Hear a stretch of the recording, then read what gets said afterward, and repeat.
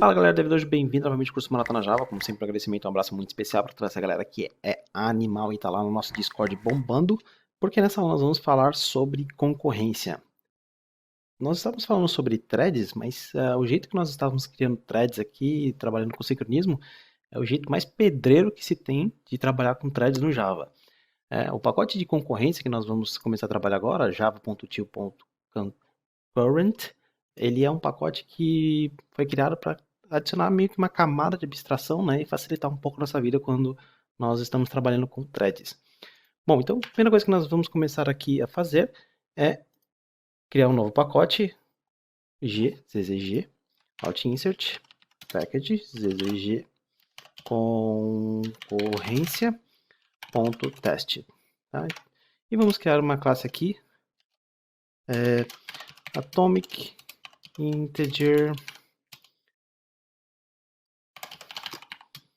test01. Bom, vamos imaginar que nós temos o seguinte problema. Imagina que você está fazendo um joguinho. E nesse joguinho, né, você tem uma determinada quantidade de monstros que aparecem no mapa. A thread, imagina que você tem duas threads. Uma thread que vai trabalhar criando a quantidade de monstros, né? Digamos que você sempre tem que ter, por exemplo, 20 mil monstros dentro do mapa. E existe também a thread do jogador. Você, como jogador, você está lá matando os monstros e você precisa que a thread que conte esses monstros e adicione esses monstros saiba o que você está fazendo. Então, no final das contas, né, o pacote de concorrência ele adiciona uma camada acima da camada básica de threads, né, mas você precisa ter um bom conhecimento. O que é sincronismo, o que é lock, o que é wait, notify all, e assim por diante. Então, você precisa saber muito bem como funcionam as threads para trabalhar nesse nível da concorrência. E o que nós vamos fazer aqui é ver, por exemplo, imagina que você tem uma classe contador e você tem duas threads acessando esse contador. Você tem que ter, por exemplo, 20 mil. Como é que a gente faria isso?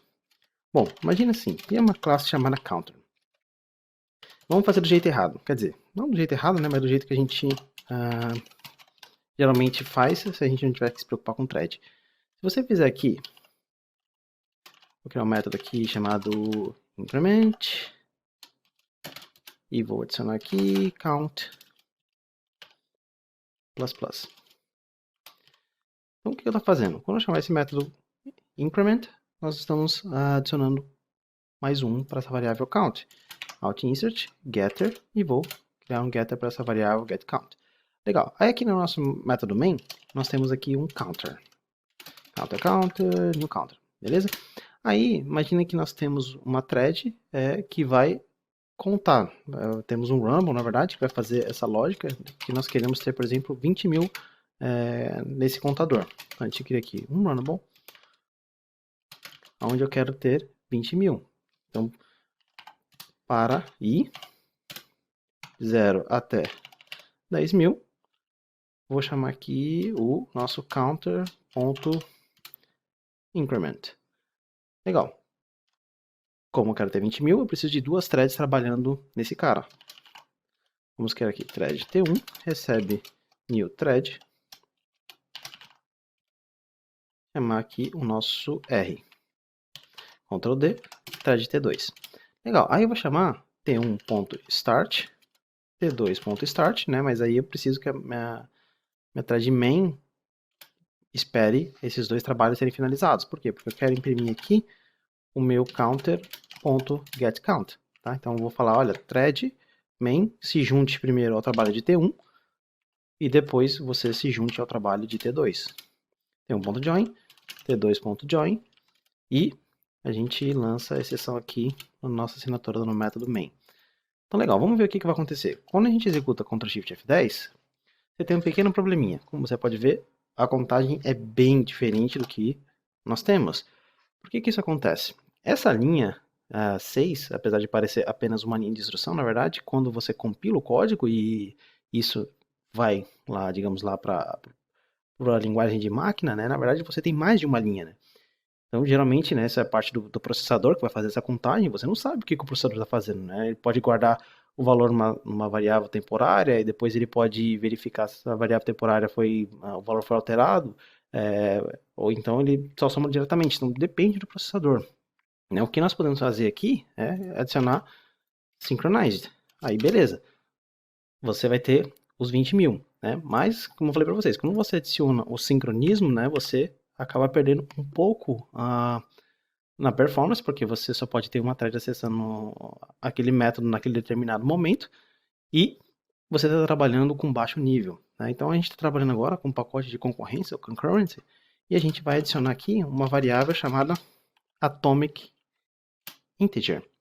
Então essa variável atomic integer foi uma variável criada dentro do pacote de concorrência justamente para trabalhar em situações onde você precisa fazer contagem de forma atômica.